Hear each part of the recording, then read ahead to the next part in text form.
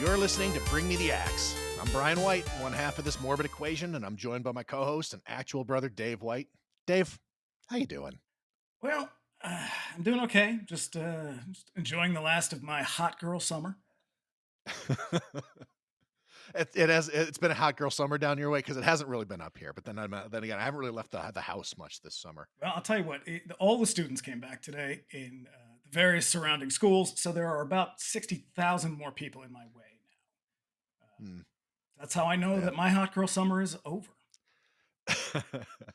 So we practically grew up in neighborhood video stores, and the steady diet of utter garbage that those shops provided us with continues unabated to this day. There's no one else I enjoy chopping it up with more about trashy movies than Dave. Just before we get into it, here's a little housekeeping. If you want to keep up with us between episodes, you can also find us on pretty much all the socials. Searching Bring Me the Axe Horror Podcast. We've also got a sweet website at bringmetheaxe.com. You can listen to all of our past shows there and read the transcripts. And you can also contact us directly at bringmetheaxepod@gmail.com with any questions, comments, or suggestions. Do let us know if there's a movie that you love and would like to hear us give it the business. Lastly, if you like what you hear, you can subscribe to us wherever you get your podcasts. And you'd be doing us a favor by leaving us a 5-star review on Apple Podcasts. So get to it. What the hell is wrong with everybody? Like, nobody's doing this. It's a simple request. And you can do it more than once. So actually, shit. Go do it more than once. That would be awesome. For real. Everybody just do it like 10 times. No, 5. So just want to get all that out of the way right at the top of the show. But you know what else? We've got another guest. Mm-hmm. Yep. He is a writer, an actor, and a comedian, among a number of other descriptors. You've seen him on Arrested Development, A Million Little Things, among many, many other roles. He's also the host of the Monday Afternoon Movie Podcast. It's Sam Pancake. Sam, how are you? I'm good. How are you doing? I am great. I want to thank you so much for joining us. We do bonus episodes every now and then, and we've been talking about burnt offerings for a little while, and I know that it's a favorite of yours, and it just sort of seemed natural to sort of try and grab your attention and see if we can get you to talk about this one. It grabbed it. You got me, baby. It doesn't take a chimney falling on top of me to get it. Oh man, that is a shocker right there. But I suppose we're gonna get to that. Yeah. So a warning before we get rolling: we're gonna talk about this movie from beginning to end. So spoilers to follow. This movie's been out since 1976. Yeah, you had 50 years. Okay, if you haven't seen it yet, you're probably not going to. Just listen to it. It's on you. It's on you. Just though I do know that there are some of our listeners who actually make sure to watch the movie before they actually listen to the podcast. So that's great because we got one coming that I really hope people watch before they listen because I don't want to be the one to spoil it for them. So yeah, let's get into this. Let's talk. Let's do the trailer. Here's the trailer. It all began as a summer vacation. A young family found a beautiful old house. It had secluded, spacious grounds, a large swimming pool, magnificent furnishings. So you are the people who want to rent this house? What do you mean it's $900 and then it's all ours? Well, there is one other thing. It's hardly a catch. They thought it was the answer to their dreams, but it was the beginning of a nightmare. Oh, God! Oh, God! In this old house, up this staircase, behind this locked door, something lives. Something strange. Something powerful. Something evil. Stay away from that door! It will possess this woman. It will destroy this man. It will terrify this child. And no one can stop it. Burnt Offerings, starring Karen Black. Are you actually trying to tell me that this house is responsible? Oliver Reed. This house is destroying us.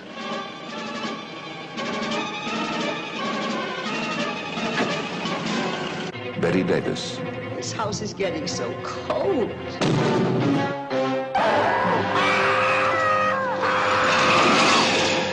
Burgess Meredith. And this house will be here long, long after you have departed, you believe me? Eileen Heckard. God, when it comes alive, tell them, brother. Tell them what it's like.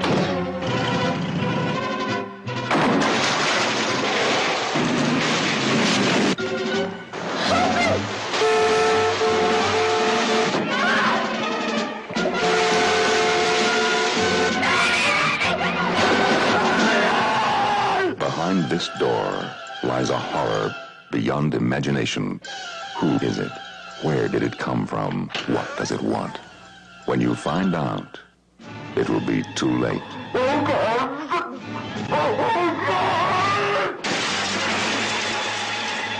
Burnt Offerings.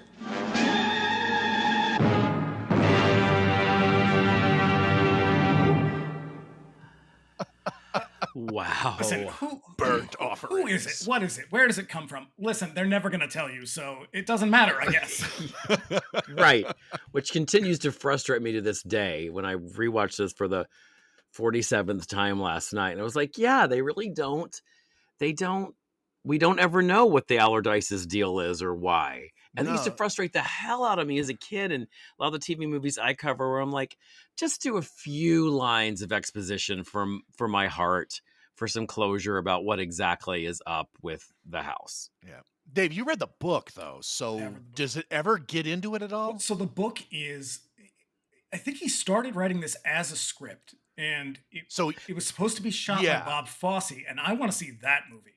Holy shit, Right. yes. But then he Me ended up too. making Cabaret, and so he dropped it. And so I think what happened was, what the hell is the guy's name? Robert Marasco. Yeah, Robert Marasco. Marasco. And I've tried to find information about Robert Marasco, and I can't find really anything about him. I suspect he was gay because I don't know, the book kind of feels that way to me.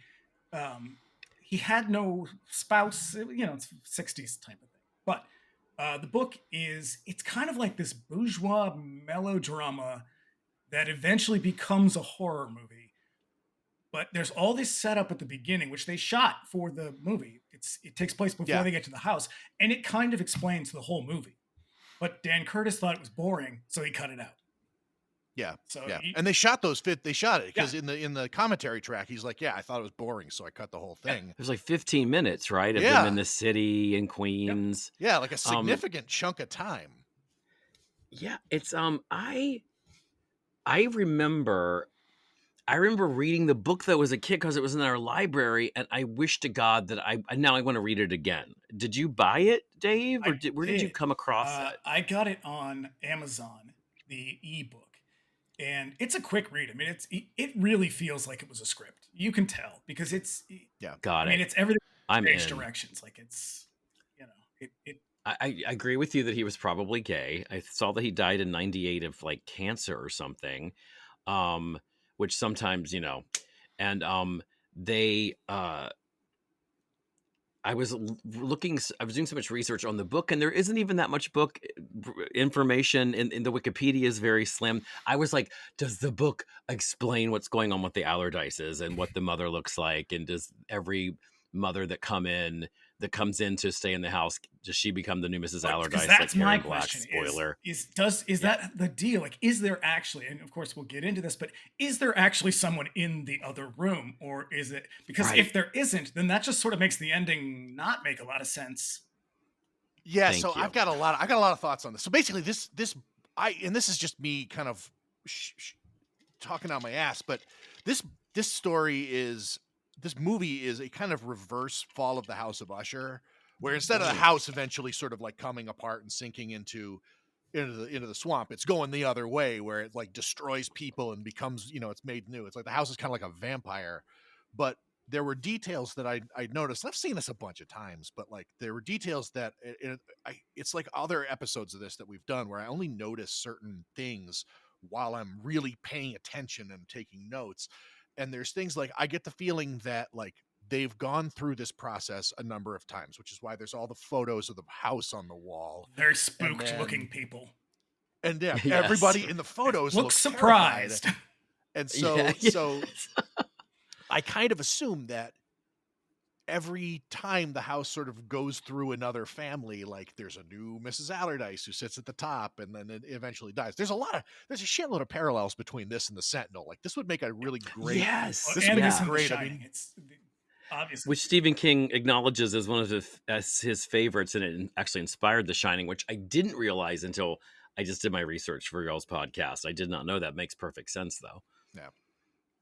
So let's do the facts. This movie was made in 1976, and usually I look up other movies that came up that year, and I completely slept on it this time. So That's a big year for Hollywood. Lots of movies came out. 76 Star Wars. that was 77. Let's see. I think the Let's see, I'm Sentinel- looking But up didn't right Star now. Wars come out the Sentinel? 76 was Jaws was 75. Yep. 76 probably there was a Smokey and the Bandit because there always was. Oh yeah, yep. So I should know this. Well, being here's a couple of big alive ones. then. Carrie and The Omen. Yes. Oh, and one of my favorites, Alice, Sweet Alice, came out this year. Okay, yeah. That's Brooke Shields before Pretty Baby? Yes. Yeah. And Grizzly. Oh, Grizzly. Wow. Oh, yeah, What about Audrey Rose? When was Audrey When Rose? was Audrey Rose? Let's see. That was probably 1975, maybe? 74, 75? 77 was Audrey Rose. Got it. Yep. So yeah, this is definitely like in that little area where there was definitely this sort of period of the 70s where there's like two kind of horror movie phases, where there's all the stuff that everybody talks about, the Tobe Hooper and Dawn of the Dead and Halloween, and then there's this stuff which is like the big studio horror that like really leaned heavily on like goth and spooky vibes. Stuff to scare Christians. Yeah. Yes. Yeah. The devil. Oh, the devil. Satanic forces. Amazingly, it's the same stuff that still scares them. Yes. The more things change, the more That's they stay the same. So cast and crew. The director is Dan Curtis. Hell yeah. Who we have to thank for many arch campy made for TV horror properties in the 70s. He's the genesis of Carl Kolchak and The Night Stalker. We got Jack Palance as Dracula through him. You're just gonna But if skip you over know Dark him- Shadows like that? No, I am Right. not. God damn it, man. I'm saving it for last. Make him hungry. But if you know him for anything, it's 1,200 plus episodes of Dark Shadows. And I've seen them all twice. Have you? Oh my god. I love that if you don't know show. Dark Shadows, what the fuck? Yeah. Did you know Mom was a fan of Dark That Shadows? does not surprise me at all. I feel like everybody was a fan because it's, I remember it was on after school when I got home and I was like in kindergarten and first grade, and it was just this terrifying shit that was on along with like Beverly Hills Hillbillies reruns. Yeah. And just it was one of my first seminal horror experiences, and really was opened the door for my horror like love. Yeah, Dark Shadows and the Wicked Witch of the West, typical little gay boy. I had this book that was like a big, thick, like phone book sized thing. It was like a dictionary of vampires, and I swear to God, like 75% of it was all Barnabas Collins. Oh wow, Yeah. The Dictionary of Vampires. I want it. Yeah. It was came out in the 90s. It was a cool book. I think I donated it to a library at some point when I was like making space around here. But yeah, it was a hell of a book. Let's see. Cast Oliver Reed as Ben Rolfe. And I'm going to stop you. I'm going to jump in because this is Queens upon Queens right here. This is Dame Betty Davis. This is Dame a Karen crazy Black, cast. Dame Burgess Meredith. Like, this is just cream of the crop. Dame Eileen Heckert. Fuck yes. Yep. Who is not in this movie long awesome. enough. Oh God, No. That's the thing is they get poster billing. They're like right up front in the credits, but they're in the movie for only a few minutes, and it's such a bummer. Which is weird that she gets top billing. I mean, obviously Burgess Meredith would, but in the 70s, she was mostly on TV. Like she was obviously Hortense Daigle, which is what I know her from. And I remember her from Poor old Hortense ain't got no sense. Yeah. She won the Oscar for it, or did she win? She didn't win for that. She Butterflies Are Butterflies Free. Are Free is what she. Butterflies is Free. Yeah. But then I remember also she was on Mary Tyler Moore a bunch of times, and I think she was on some episodes of the Brady Bunch. That's like what I'm like, that's that lady. I definitely know she played the woman who was the important, like Mary's aunt, I think, on Mary Tyler Moore, and she came in and she wanted to date Lou, and he didn't want to date her.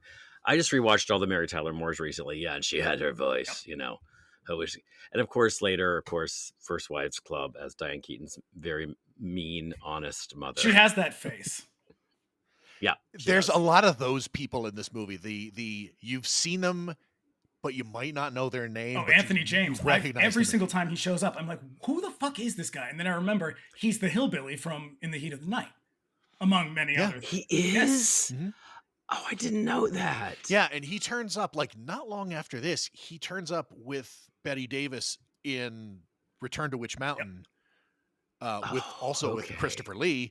Sure. It's a terrible, terrible fucking movie, but like a really remarkable cast.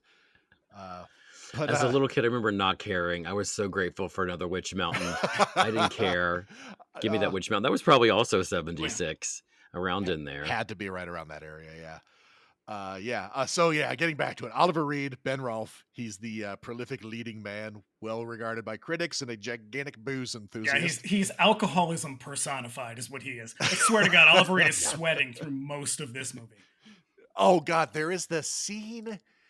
Is it when he crushes the beer into his face? No. When he's catatonic at the pool and he's like trying to get to Davy.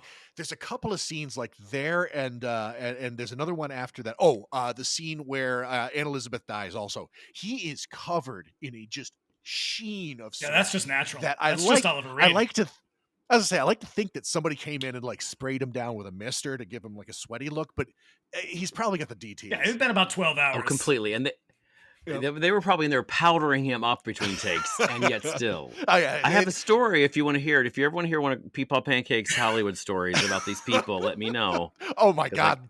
I got a million. Let's go. Oh, okay. So this happened to my friend Jordana. This was in the late 80s, early 90s.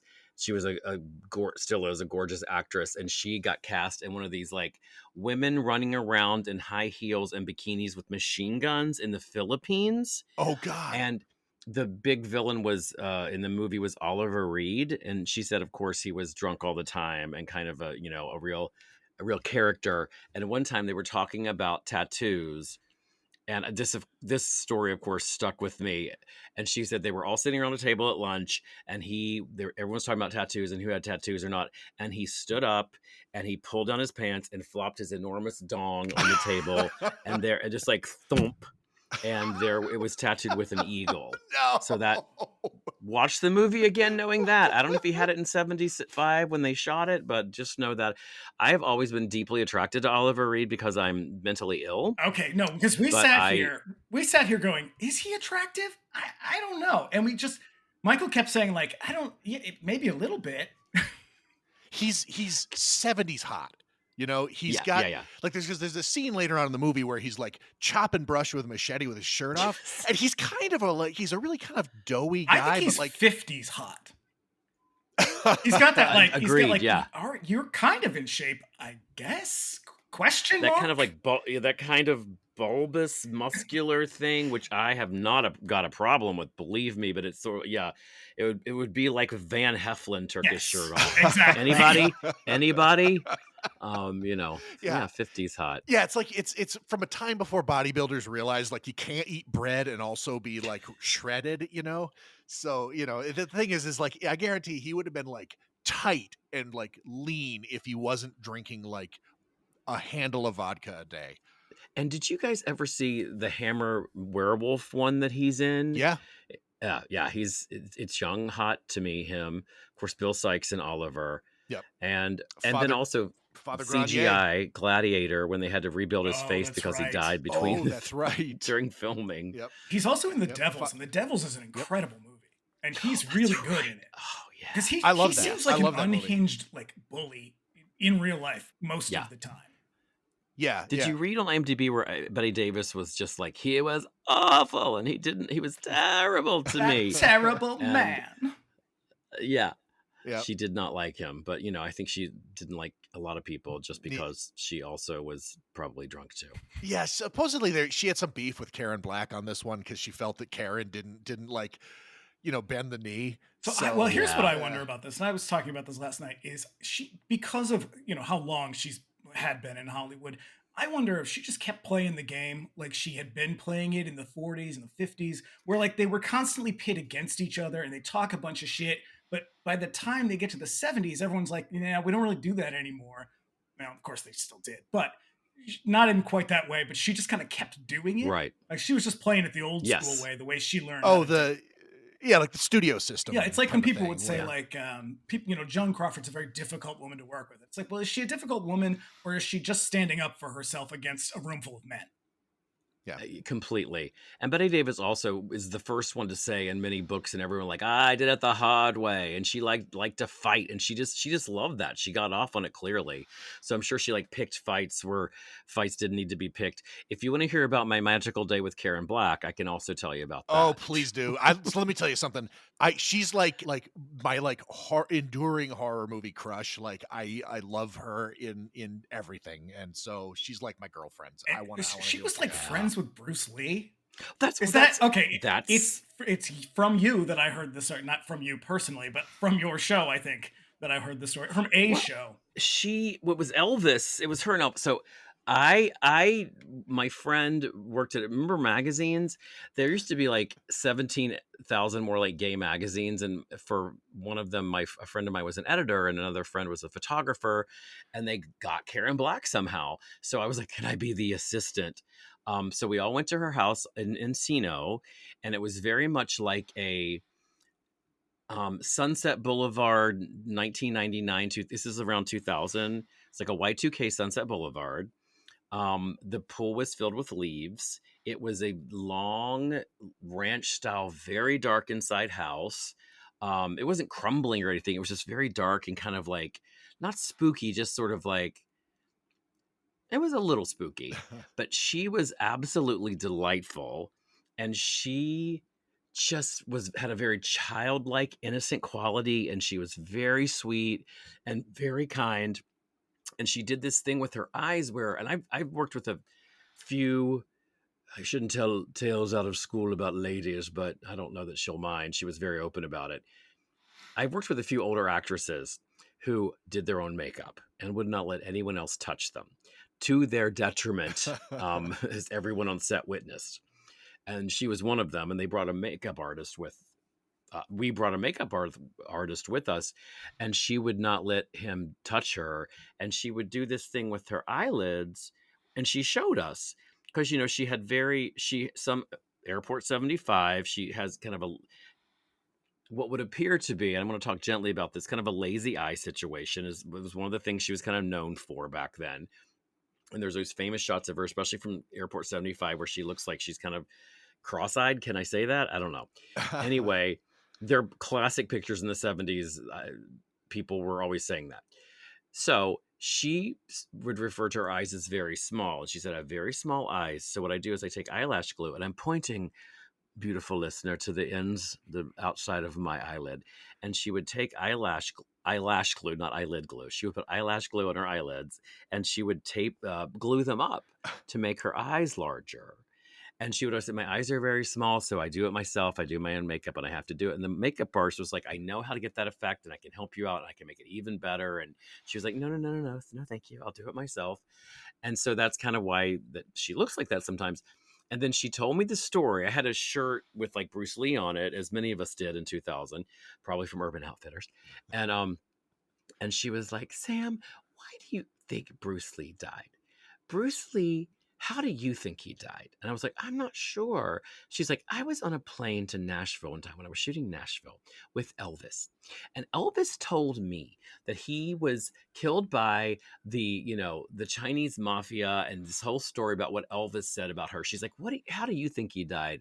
And I said, Karen, I will defer to Mr. Presley on this. I will take Elvis Presley's word about how Bruce Lee died before I myself would conjecture about it, because I trust Elvis out on this one. But just to even be in a conversation where she's talking to me and Elvis just by first name was like one of the most amazing experiences of my life. And she was very kind. And then later, I don't know if y'all know the drag queen Coco Peru, but Coco here at the LGBTQ Center used to do this thing called Conversations with Coco, where she had these various famous actresses. It was all like amazing actresses, gay men love. And that's how I got to meet B. Arthur one time, which is a different story. But she did one with Karen, and Karen was amazing. And they rolled clips and they talk about stuff. And Karen just seemed magical. And she invited us all to this like Bergamot Station, which is kind of an art gathering museum gallery space here to show her art. And we went and we saw her there. And yeah, she was just really sweet. And she seemed so alive and vital, and she looked amazing for her any age, and she just seemed so alive, and it was so shocking that just a couple of years later she died so seemingly so suddenly. So that was really sad. She strikes me as the kind of person who would keep iguanas as pets. Just a house full of iguanas. And Van Johnson in the pool out back. Dave, you're a man after my own heart. Van Johnson in the pool diddling Keenan Wynn in their famous secret relationship. Dave gets it. Yep. But she was. What year did she die? It's like 2004, 2005. It was so obviously it was whenever probably 2005. It was when House of a Thousand Corpses came out. Yeah, right. Because it was right around House of a Thousand Corpses. Oh my gosh! Because she's not in the second part of that trilogy. It's I can't remember the other one. Oh, I didn't remember them like switching her out. They swap her out just for like a quick kind of, not a flashback, but sort of like an interstitial thing he shot, and it's somebody else. I was listening to the podcast, and they said that they didn't say her name, it was Karen, the actress who played her role in the other. They're like, she wanted too much money, so that's why she didn't do it. No, I think she was dead. I don't know. I'm gonna look that up because I feel like it wasn't that long ago, but also I'm crazy. And my sense of time is very fluid. 2013. Oh, okay. Maybe she did want too much money. It costs Maybe. a lot of money to keep iguanas. I'm gonna get that rumor going. There were no iguanas in the house that I witnessed, and they could have been lurking in the shadows, which were plentiful, in the dark shadows of that house. Nice. Let's get into it then. So this movie opens up as the Rolfe family are looking upstate. This is supposed to be New York. Yeah. I don't think it's ever actually established where it is, but I believe it's supposed to be New York. It's New York by way of San Diego. Basically, yeah. So the Rolfe family is in the country upstate. They're looking at a mansion, or they're looking for a place to rent. They're going to check out this mansion for the summer, and they come upon this house that appears to be rotting on its foundation. And if the house looks familiar to you, that's because it's the Dunsmuir house, which is also featured in Phantasm as the funeral home. Now, here's an interesting thing about this house, because it's like a legit like The Haunting, or what's the mystery house there, the Winchester house. So the guy who built it, Dunsmuir, whatever his first name was, he built it as a present for his wife, and then right after they got married, he died. Like 2 weeks after they got married, and then she died like a year later. So I mean, it's in Oakland. It's a park now, I guess. Is the house still there? Yeah, it is. It's you can have your wedding there. I looked up the website. It's gorgeous. It's on those park-like grounds, that whole thing. I don't know where the pool is in relationship to the house. I'm not 100% sure that pool was with the house. I could be wrong. Yeah, I think in the commentary, one of the things that they kind of talk about is the house was sort of a real kind of like rare find in terms of like locations, because they used it indoors and outdoors. So it's not like they shot exteriors and then went to a sound stage. Like they actually shot in the house. I'm not sure I believe that. I mean, half of these there shots are probably, look like this is a set. There are probably some that are sets and there are not. I know that it's hard to tell with all that Vaseline on the lens. Oh, it is. This is a very gauzy. This is the gauziest movie I've ever seen. A lot of gauzy, smoky fogginess. Yep. Yeah. The greenhouse was a set that they built, but it's still there. Oh, yeah, it's still part of the house. I think they built it. They built it there, and then I think the reason that the whole pool and the pool house looks so disconnected from the rest of the place is probably because it's like a different location that they just did. I would guess so. Like movie magic with that. But yeah. Well, it's supposed to be. They kept saying in some descriptions upstate New York, but then in the novel, from what I read, it's on the North Fork, which is at the end of Long Island above the Hamptons, which is not upstate. And I am only saying that because I was just there for the first time this in June, and it doesn't really look like the North Fork, but fine, it's fine. Who cares? Yeah. This I've been around upstate New York. I know what it looks like. This looks like it doesn't look like that. This looks like California above Los Angeles. Exactly. It's central to Northern California. Yeah. Definitely. Yeah. But so they get out and they look around, and they're all visibly disgusted by the place, but they're gonna see it through, and they're greeted at the door by Walker, the handyman. Jesus Christ, the fucking ghost of Hillbillies Past Dub Taylor, like the specter of fucking Tennessee. Yeah. He plays a drunk Toothless. in every Western ever shot. Everything. Because he was what y'all do? he was the only one who y'all. he's the only one who would take his teeth out to be in the movie. I was like, is it black? Oh no, he No, no. removed his bridge. He's going all in. What a trooper. Yep. Yep. And just filthy. Like, you think you're going to see more of him along with the Allardyces. I mean, maybe that's a part of the intended bait and switch. But he is just like cartoonishly hee-haw level filthy It really, from head to toe. It really is. It's just like it is Bananas. like junior high play level of like decor and costuming. Yeah. Pigpen and your good man Charlie Brown. Really. Designed by someone who's on meth. Yeah, I'm surprised that like his costume didn't involve like a barrel on suspenders or something.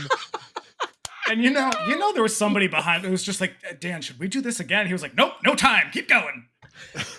Right, because so Curtis, like, I don't think we were talking about this. Curtis is obviously he was a TV guy, and this was the only thing that he ever shot for theaters. See, I keep saying that. Why do people keep saying that? Because the Dark Shadows movies, they were theatrical films. They were shot for the theater. But they're based on Dark Shadows. I don't get why it's they just make like the an adaptation. It's the thing. Because it's like really the only like original thing that he did for standalone, I guess. But also like he shot this like he was shooting a TV show. So the schedule was tight. It was 30-day production, like and that's that's pretty. Yeah, it's like somebody was like, well, nobody could do this in 30 days. And he was like, oh, really? Yeah. Watch me. Mm-hmm. Yep. And under budget, no less. Yeah. So he's a Walker, the handyman, lets them in, and they walk around a little bit, and we can see just through her kind of facial expression that Marion is immediately taken by it. And so this is the part that they don't explain, that they really should, like, he should not have cut this out, because it is the key to the whole movie. And that is that this character, this Marion Rolfe character, she's supposed to be this very kind of acquisitive, like social climbing. She's obsessed with antiques. She's obsessed with collecting. Like, they're both finding different ways to kind of escape what is a kind of crumbling marriage. And her way of doing that is materialism. Yeah, because later on in the movie, there's a point where Ben is trying to get them to leave, and she's like, go back where? Go back home? We have nothing. And I think it's right after that scene where Davy breaks that bowl, that crystal. Oh, the thing. crystal vase thingy. And so like that's a really hard note that gets hit, and like it kind of makes sense. Like at that part of the movie, she's kind of losing it, and is like kind of all consumed by the house. Yeah, that's the key to why she's willing to like sell out her family, because she's obsessed with material things. Like that's a sign of that status. makes a lot more sense. Because without it, it looks entirely supernatural. Like this is just because they're outside in the beginning, obviously, like, well, obvious to those who have seen it, because the house hasn't come back alive yet. It's all grayer and vines, and they're like, ugh. Yeah. And then the minute she walks in, and it's like not as terrible on the inside. It's definitely very old timey, stuffy, Victorian. Doesn't look exactly super comfortable or plush or anything. And then a look comes over her face, and I was like, oh well, the spooks are getting her. The spirit of the house made her do that. Right, because that was the conclusion that I came to was, like this got under her skin like immediately. Yeah. Yeah. But yeah, she wanders around, she finds the greenhouse, and it's all full of like desiccated plants. And there's, like we mentioned, there's a wall covered in photos of the house from different periods, which, they have a scene where Ben is like, what the hell's the deal with this? And we'll find out as things roll around. So this is where Roz Allardyce comes in. Let me ask you: is there a more 70s name than Roz? Roz. I don't think so. Who was Pinky Tuscadero? Wasn't that Roz Kelly? Roz Kelly. Yeah. She's in my favorite TV movie of all time. One of them that I covered. She Flaps. The Curse of the Black Widow is Flaps. Oh my God, Dave, yes. Flaps. And I thought she was dead, and I was reminded on that podcast that she is not, and she is not dead. Sorry, Roz. Yep. I feel like with a name like Roz, like you have a moral obligation to smoke 2 packs of Merit Light 100s. Oh my God. Day. Yeah, so that when you speak, it comes out as Roz. Yeah. And just a little bit of Bailey's Irish Cream in your Mountain Dew. Just a splash. Yeah. So she lives in the house. Introductions are made, and she ominously remarks about the Rolf's son, Davy, that children are good for the place. Yeah. And then am I allowed to chime in with details? Oh, please do. Well, the thing that I had forgotten about is, like, of course, the great Burgess Meredith, like, barely in the movie, making such a vivid impression from his crazy tousled, borderline lavender hair. Yeah. And he's in a wheelchair. I think he and Betty and Davis the are kid- sharing a wig. On the commentary, Curtis To was move like, it. "Nope, that's his hair." And it's like, dude, he did Rocky the same year, and he's gray all the way. It was bananas. Yeah. And so, but he's just like, and they look out the window, the Allardyce brother and sister, who have lived together clearly all their life into their elderly years. That's not creepy at all. Yeah. I mean, perfectly normal. And they see the little boy, David, playing, and he falls off something, hurts his knee, and they're Burgess Meredith, and what you expect is like, oh, your son just hurt himself. They are And the kid's delighted. Oh my God, they're just like already feeding off of it, like, Yeah. and you're like, oh wow, they're fucked up. I mean, Yeah, to be yeah, fair, I it's also like after get that way when I see a child fall down. Dave, I'm putting you on the I list. don't have Putting you on the watch list, Dave. I don't have the fatherly warmth of, say, an Oliver Reed. Yeah. What is it? After Few do. Few do. after he falls, I think was Albert says, "Oh, he's got the devil in him." Yes, he does. In that Mhm. weird Creole accent. Oh yeah, yeah. So they negotiate for a little while, and then Roz makes another ominous statement about the house. She says it takes care of itself. And she's very emphatic about the house. Yeah. Take care of Yeah. itself. So a thing that I noticed, I did this like usually in my usual process where I did it twice, and the second time I watched this, I noticed every fucking scene in this movie is shot from like a really low angle. Yeah. Like everybody Yeah, is they're shot not from quite below. canted angles, but they're low and kind of close up. Yeah. Yes. And very unflattering and very Every cruel to single anyone one over of them. 35. Oh yeah. Oh yeah. And these high def presentations are doing nobody any favors. Yeah, it is really low. You're right. Yeah. Everything. But like it's very pronounced in this scene in particular, which I think it gives the Allardyces kind of a sinister quality to them, because I mean they're supposed to come off that way anyways, but it really works. And I mean, and there's some other sort of like traditional horror movie shots in this also. Like there's some real Dutch angle abuse in this movie, and but like yeah, It's funny when you think of it as like it's really low on Eileen Heckard, who is fairly tall, and the other ones, and then they're like, oh, but he's in a wheelchair. Bring it down lower, even lower. Camera's on the floor. The camera Camera's must have been on the floor. floor. Yeah. Yeah. So, I mean, this is, so we mentioned him already, but this is where enter Burgess Meredith. Just as Arnold queening it up Artis. from before he even Oh, enters honey. the frame. This is like almost Feasting. identical to his introduction in The Sentinel, where he just comes in on fire. They were like, Burgess Meredith, you have 10 minutes. I only need 5. He knew no other way. Oh, y'all, I need to watch The Sentinel tonight, and I'm going to because it's been too long. Oh yeah, listen to our episode 5 of The Sentinel. That's a I favorite. will. Here's the I amazing will. thing about Burgess Meredith, and I thought, because I've seen him in so many fucking things, because he was alive forever, and he was an actor forever. And he played really good characters or really bad characters, but he played them both the same way. Yes. Yeah. So true. Like it's like whatever cheery, kind of harmless old guy thing he has, it works for evil old guy too. You just do the same thing, and they turn the lights down a little bit. From mice and men to the penguin, his range is one note, It's dichotomous. one beaut. Yeah, especially as Mickey, because Mickey is like a way different character than either this or in The Sentinel, where he's just like chewing every inch of scenery available to him. Like in that one, it's an entirely different kind of character where he's like really kind of crotchety. But he's equally shady in that one too. Yeah, that's the one where that has one of my favorite lines where he's like, "Oh, you're in commercials. I thought you said you were an actor." Oh no, that was Ava Gardner's line. Damn it.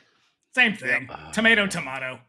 Yeah, I know. I take that very personally, having done all mediums in my career. That also has How the cruel. same line as, "Oh, you're from Baltimore. Hmm." God, I'm watching that tonight. I hope it's streaming somewhere. Oh, but yeah, as Roz says after he comes in, this is my brother. As you can see, he's full of beans. Is that a It's just the euphemism? best. What is that a euphemism for? Is that just the smell?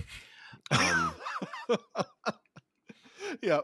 Yeah, just so crazy. But like, yeah, they're in this scene and they're basically setting it up. And their job is to just say things that are definitely menacing and ominous, but to just kind of deliver it like it's nothing. And they do, That's but I will it. say, And then, Eileen Heckart is incredible in this movie. Like, she really sells that kind of menacing warmth. And I don't know if it's just her face. She's kind of resting anger, but also it's very 1950s. she's hungry. Yes. Yeah. Yes. Yeah. It's a big clenched smile, and you're not sure what's behind it. But there's a lot of energy and intention. She gets really excited when Yep. when they say, "Well, we're also bringing Aunt Elizabeth," and she's like, "Oh, an old gal." And I was like, Yeah. "Bitch, who are you Am I calling living with an old gal?" Yeah. Yeah. So there's a catch to this. Also, just so we're all extremely aware, Eileen Heckart is 57 years old in this movie. I looked that up, and I was shocked because it's close enough to my age that I wanted to jump off a third-story window in a beautiful mansion. I mean, somewhere. that's that's a 1970s 57 though. So that's basically Yes. Which was 80. Yes, 80 or coffin. Yeah. Oh yeah. My wife turned up a picture of Judy Garland recently at 45, and boy, she did not look 45, man. Yeah, she was sick. Yeah. That's what happens when you're sleeping on Ned Wynn's childhood bedroom floor. Yeah, like just hooked up. I would on like to say amphetamines that's a all joke, day. but it's not. Nah. So So many wins we can get in the movie today, and I spelled that W-Y-N-N. yeah. So there's a catch to this extremely sweet deal that they're getting on this house. The Allardyce's mother will remain in the house, but don't worry, she's cool. Now, who the fuck would agree to this? There's an 85-year-old woman who lives in the attic, but don't worry about it. She takes care of herself. Yeah, you'll never see she her. She looks like she's 60. No, that's the weird. I've got a note about that line. Ross makes this weird remark that that line does not land with me, and I don't understand because it doesn't ever come back. She tells the Rolfs that she's a woman in her 80s. She's like 85, but she looks like she's in her 60s, which is like supposed to be like reassuring somehow. Well, you know what? She too is full of beans. Or here's the other thing. Or are they talking about the house? Because that opens up some very, very strange questions. You could ask these questions. Dan Curtis does not have time to answer these questions. I think he does, though, and it's just subtext that kind of gets lost in the melodrama. He was like, it's too boring. I ask you, does the novel answer these questions? No. Do you remember? Oh, really? Not really. No, because I think that it was it was written to be a script. It's like, have you ever read Something Wicked This Way Comes? The Bradbury story. Oh, yes, I have, and it's the movie. That was another one that started out as a movie script. And you can tell when you read that, like, this was clearly written, because it is a very straightforward, there's not a lot of subtext. It is not, well, it is a metaphor, but it's very clearly written to be a movie. And that is exactly how this feels. That's another parallel to The Sentinel, because The Sentinel's the same way, where it was a novel that was written fully intended to be optional. The 70s are like the fucking Wild West. Oh, you're a writer, but you want to direct movies? Sure, why not? Sure, Michael Crichton, here's $17 million. Make some piece of shit that nobody likes. Oh, man. We're talking about the Andromeda Strain. Are you referring to right? Coma? Oh, I was thinking of Westworld, but actually, yes, Coma too. Oh, yeah, that's true. We just each named 3 different movies. Yeah. God. Well, if you think Westworld is bad, watch the sequel with Blythe Danner as the reporter. Oh, Oof. no. And Richard Benjamin, probably. How he was ever a movie star, I'm still confused, but hooray for everybody. It was the 70s. Yeah. Do anything you wanted. So yeah. So the thing is the Allardyces are practically telling these people that the house is some sort of Oh, yeah, vampire. because they're So like, our mother, our dear old girl, our mother, dear mother. It's like, yeah, you know what? I feel like I don't want this house. It looks like shit. There's an Also, old woman in the attic, and you guys are fucking creepy as hell. yeah, and I but gotta also wonder they don't tell about the old woman until they have agreed to take it for 900 for the season. for the entire summer. Yeah. Yeah. Yep. So like we said, David is playing outside. He falls and he hurts his knee. And to demonstrate the terrible power of this house, Walker walks in with a plant that appears to be dead. Just fucking whistling through that gap in his teeth. Yeah. But the plant is like one of those dead ones from the greenhouse, but it's got new growth on it look right again. after the kid hurts himself. So yeah. Geranium, stinky geranium leaves. Drink it in.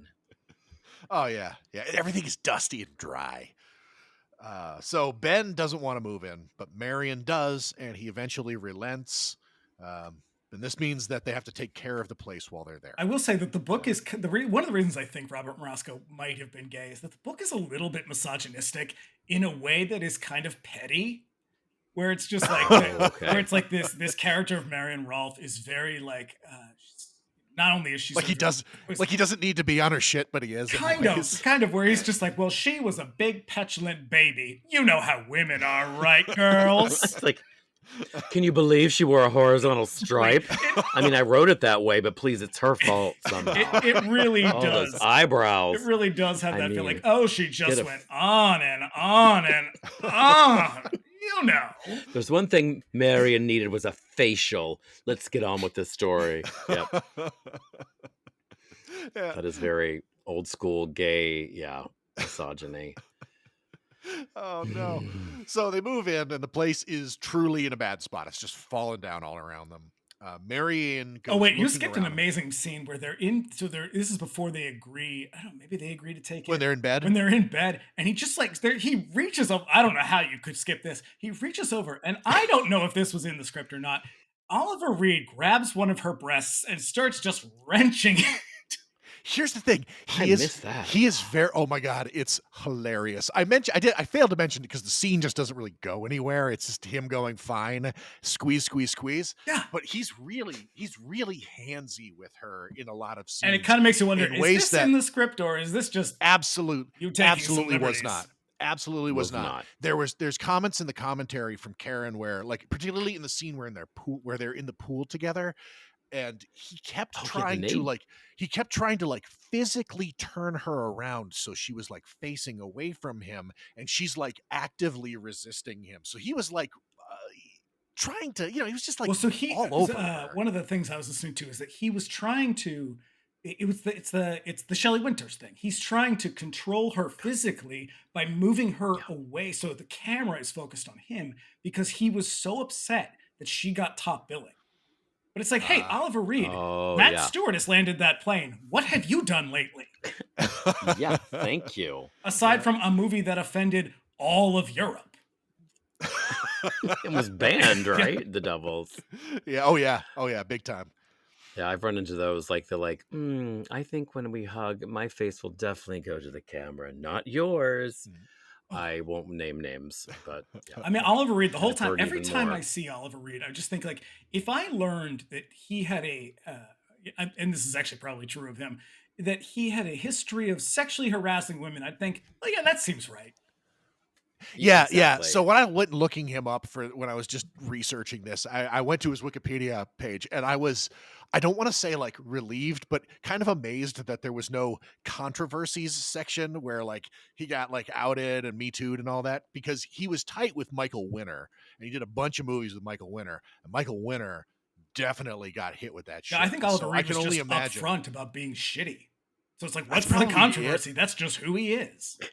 Yeah, that's my person. It's him in Women in Love wrestling naked with Alan Bates too. Speaking of Ken Russell, yeah, Glenda Jackson, yes, yeah, that is seared on my brain from the '80s, seeing it like in a revival house. So he's fully naked. Yes, another reason I think I was attracted. Did you see the eagle? I didn't. The eagle had not landed yet in that movie. How's that? Okay, that's good. No, that's good. That way, I think it was way before the eagle landed. Yeah. So Marion goes looking around. She finds her way up to the top floor. And Mrs. Allardyce does not answer her when she knocks on her door. And it's now that she finds Mrs. Allardyce's collection, which was sort of ominously referred to in the earlier scene with the Allardyce Also, I just want to kids. point out, you just skipped right over Betty Davis's outfit, but it's fine. It's fine. We'll come back. We'll come You know back. what? There was a couple of points where I realized as I'm taking notes here, we're like halfway into the movie by the point that I even mention her. Fuck it, we're going for it. Betty Davis plays Aunt Elizabeth, who comes with them, and she is a spunky old gal. She's spry because later on the movie is the house is going to completely consume her. So up to this point, like she's all over the place, and she's got big fucking energy as well. Up until like she's actively directed to like be dying. Well, Marion says like you've got more energy than all of us. Yeah. Except you don't, because you're 75 years old. And that outfit, my note is, tell me you're in the 1970s without telling me you're in the 1970s. Her wardrobe is fucking nuts. Did she bring that from home? It's very Brady Bunch chic. I guarantee she probably was. Yeah. Oh yeah, completely. I'll wear my own clothes. You can't have any of your garbage on me. Yeah, she's definitely brought that out of her like wacky Connecticut closet. Oh god, she's probably got a humongous walk-in closet with just costumes that she's accumulated over the years. That smells like an ashtray from 1947. Oh yeah, she smoked Merritt's 100%. So so this is the collection that has been sort of ominously mentioned, and it's a table covered in framed photos, old and new. And it's not really clear who these people are, although the initial implication is that they're family. But everybody in the pictures has a sort of alarmed expression. I just feel like they all look a little surprised. Like they just got caught off guard a little bit. Like someone was like, over here. And then they snapped the photo. No. The photographer said, I'm okay, on 3, and then he took the picture on It's 2. less you're stealing my soul and more, hey, what are you doing? Yeah. Right, yes. Yep. So as we're going to find out, the collection may not necessarily be the photos. So what they say in the book, I think, if I remember this correctly, is that these are like all the people she's helped or something like that. And I don't really know what that means, but these are her photo collections. She has thousands of them. And she is the house. She is not a woman. So Dan Curtis does not have assume. time to answer your questions. Okay. Just not. Yep. He is too busy. He has a timeline and a budget. tapes and other unsold pilots, all of which I've seen repeatedly. Yeah. Then, like in The Shining, they find the kitchen outfitted with a bounty of badass food and alcohol. The light bulb in the pantry doesn't work. And if you missed it before, you're going to get a reminder of how things work around here. This is when Ben pricks his finger. This is when he goes in. He goes into the kitchen and he goes, "Hey, everybody! I found the ding dongs." Yeah. So, right. He's like, I think there's ding dongs because he's in the dark, and then he turns the light on, which previously didn't work. But then Ben hurts himself, and now the light works. And he goes, "Oh yeah, there are ding dongs." And in case you didn't miss it, there's a long close-up on the light bulb glowing. I think Lee Montgomery is great in this. He's the I do too. He's the one who's consistent, because half of the time everybody in this movie is kind of sleepwalking through it. Then they act the shit out of it when it's called for. He's the most consistent one. He is giving you capital K kid from beginning to end. And I'm going to tell you, the scenes with him and Oliver Reed I think are really great. I think they have awesome chemistry. They do. And I really do buy them as father and son. But because of all his fatherly warmth. Sure. But he does all that stuff when he's sort of like, when he do little characters and chasing each other. Yeah. I mean, I loved when my dad would rarely, but when he would do that with us, it was like the best thing ever. And Oliver Reed clearly like, either he's acting real hard or he really enjoyed the kid, and like his problems were with women. Well, so everybody kept saying, well, he and all the reviews were like, oh, he and Karen Black have such great chemistry. And I'm watching this thinking, do they? I think they're okay. Every time he would kiss her, I was kind of like, ugh. Well, yeah, again, like I think don't do that. She's probably uncomfortable in his presence. Hands to yourself, Oliver Reed. No means no. Yeah, keep it professional, man. But also she's slowly sort of like, she's being possessed by the house or Mrs. Allardyce. So she doesn't want, if she gets far enough away, she wants his dirty pickle, and then when she comes near closer to the house, she's like, "No, don't touch me." Right. So we're starting to see Marion become obsessed with the house, and she's beginning to distance herself from the family. And Ben and David go out to fix the pool. Oh, did you skip? I think you also skipped by when Betty Davis is painting the picture. Oh, they showed that, and I was like, God damn it. Betty Davis has never held a paintbrush in her life. Look at this. She's just kind of like stabbing it. I know. They could have hired a consultant. She could have faked it. Nope. They could have done all of that, and she would do what she goddamn well wanted to do, regardless. Ask Jimmy Cagney about me. He'll tell you I know what I'm doing. We can't. The only person who's still alive is Burgess Meredith, and he left. No, you know what? And also, there is another detail of her character. She smokes throughout the movie, but always through like a holder. Yes. Such a great detail. That she definitely brought from home. Oh, yeah. Oh, yeah. That was probably your favorite one. So I don't know. The thing, I wish it was one of those ones with like the long stem. You know, you only saw that Cruella in like, DeVille. Yeah, you only ever saw that DeVille version. Cartoons. I was thinking Leslie Ann Warren from Clue. Yeah, you see it in cartoons and Batman, and that was it. Literally saw Leslie Ann 2 weeks ago out picketing. Just dropping that name while you bring it up. It never stops over here. She's solidarity. Honey, talk about older but looking like you're 40. Oh, she's amazing. Yeah. So everybody in this house or in this movie, here's the thing I don't understand about the whole film. This is the premise as a whole. Did they go on vacation to do chores? Because that is the premise of this movie, is that they go to this house so Karen Black can do housework. Well, bet you can do that at home. Actually, that's the sort of point of contention between the two of them. You're paying to fix the house, but that's the point of contention between them originally. Is he doesn't want to have to move into this place and then spend the summer like fixing the pool pump, and then cleaning the pool, and then chopping. That sounds like fucking bullshit, man. I want to go on vacation. This is like those. And the house takes care of itself, though. That's a lie. Not very well, it seems. Exactly. And so did I miss the point when they're like, you have to fix everything first? Yeah. You have to stay here. You have to pay to stay here and work. I think they framed it like it's like that's part of the charm, isn't it? Yeah. No. They took Walker with him apparently so that he can't be the handyman who's supposed to do all this shit. He could not. He could not sustain that character for 2 hours. Oh no, that dude. Where the hell did he go?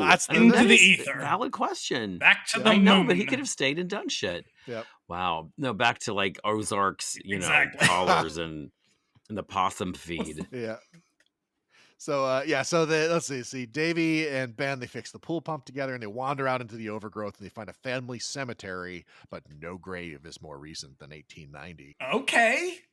Yeah. Also, where does that come back around? Yeah. Because I was like, are the Allardyces, are they like, because they suckle off the mother of the house, so families come in and make it reborn so they can be reborn, so they're actually like 100 years old. Yeah. Roz and the penguin. Yeah. Like, I think that's really what it is it's either that or they're not even real, or maybe they're apparitions in the house, or they're some sort of manifestation. And that's why Walker isn't around anymore either. Oh, basically the house just kind of produces this shit in order to bring people in. Got it. Yeah. So Marion finds the last tray she left for Mrs. Allardyce completely untouched, tries to speak to her through the door, but receives no reply. Also, so in the book, she actually does. Occasionally, she will go back and get the tray, and some of the food has been eaten. Because if you're bringing a tray up to this 85-year-old old gal, and she never eats the food, you'd start to think, okay, either she's dead in there, or there's nobody in there.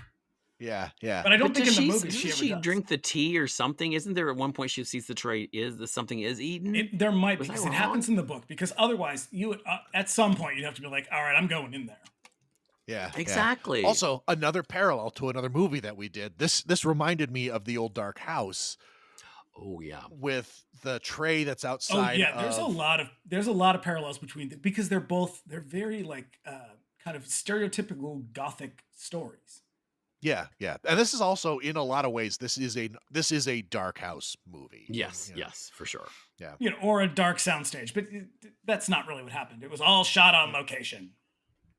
So Karen Black was 5 months pregnant when she made this movie. Oh yeah. Whoever managed her wardrobe managed to cover it very well. So that actually explains a lot of the choices in this, because at some point she is dressed like Gary Oldman in Dracula, and it is like, who decided this was a good idea? Oh, with that Lily Munster cloak, yes, completely. Her evolving wardrobe in this is so great. Was Betty Davis also 5 months pregnant? Because she had some really smocky-looking, sweatery. I mean, I'm not. It's not none of my business. I'm just wondering. Vertical stripes are slimming. Yes. Yep. She brought that from home, Sam. Oh, brought this fetus from home. So as David tries to get her to come down to the pool with him, she opens the horror movie music box and becomes entranced by the spooky ass music that comes out of it. Back at the pool, Ben goes flying into it with what looks like the most painful belly flop of all time. Oh, this is when they cut back to Betty Davis and she's blowing up the thing. And I saw the scene and I was like, why are they making this poor drag queen blow up this float? She looks ridiculous. She doesn't have the wind. She doesn't have the wind for it. She can barely suck on a cigarette, let alone blow up a giant, whatever, pelican. I think he says so. Oliver Reed says something to her. She's like, I know, and I drink too much and I smoke too much. That's right. Yeah. So that was an ad lib, clearly not in the script. I think everybody's ad libbing most of this movie.